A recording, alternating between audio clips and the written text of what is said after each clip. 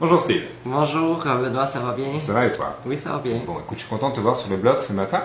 Et puis on va parler là de la retenue qu'il peut y avoir des fois pour un non-résident quand il vend sa propriété. Tu vas retenir une somme d'argent. Donc est-ce que tu peux nous en dire un petit peu plus? Effectivement. Alors, selon les lois fiscales canadiennes, chaque fois qu'un non-résident et le facteur de non-résident pourrait quasiment faire l'objet d'une autre capsule ou encore auprès d'un fiscaliste.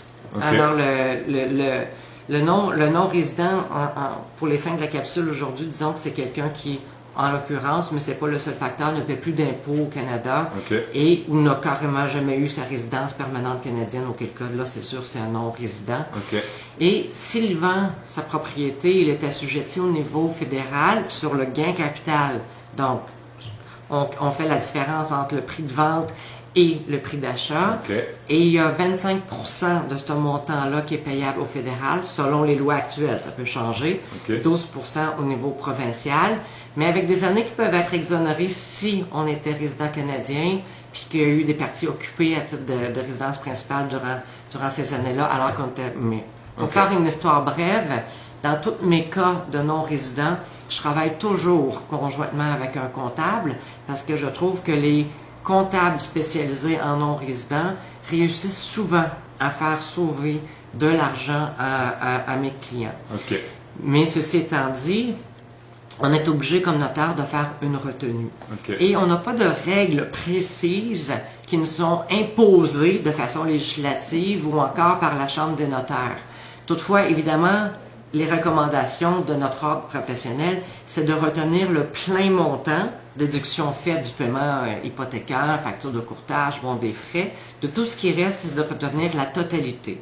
Parce qu'à défaut de retenir la totalité, si on découvrait pour une raison ou une autre que ce non-résident-là, au-delà de ce qu'il doit payer sur le 37% total de son gain capital, il devait aussi d'autres sommes d'argent aux autorités canadiennes.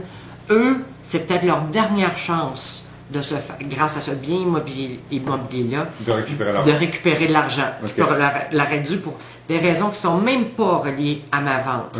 Alors, le notaire est un officier public. S'il ne retient pas la totalité des sommes d'argent et qu'on découvrait que finalement le condo avait été loué ou encore il avait déjà eu des contrats ou fait de la business au Canada pour d'autres raisons et qu'on lui réclamait d'autres sommes d'argent et que le notaire a seulement envoyé les montants nécessaires requis et fait une mini-retenue et qu'on réclame de l'argent, les autorités fiscales peuvent réclamer cet argent-là directement au nouvel acheteur, qui normalement, lui, n'a rien à voir avec ça, mais c'est la façon dont la loi est faite, et poursuite également, évidemment, par ricochet contre le notaire, et qui n'est pas protégé par son fonds d'assurance responsabilité comme notaire.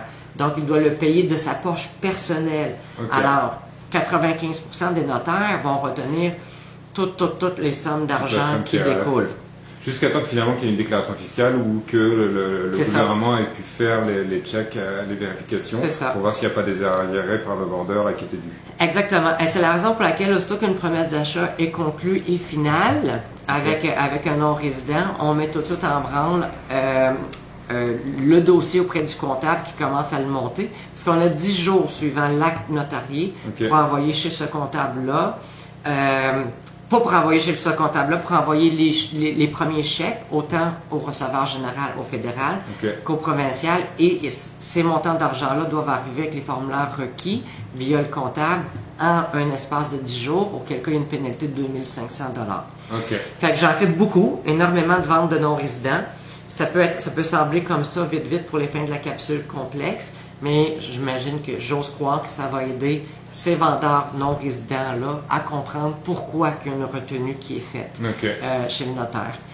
Et puis, l'argent libéré dans environ 4 mois après la dite retenue, quand on obtient des certificats qui sont une lettre autant du provincial et du fédéral nous disant que tout est parfait.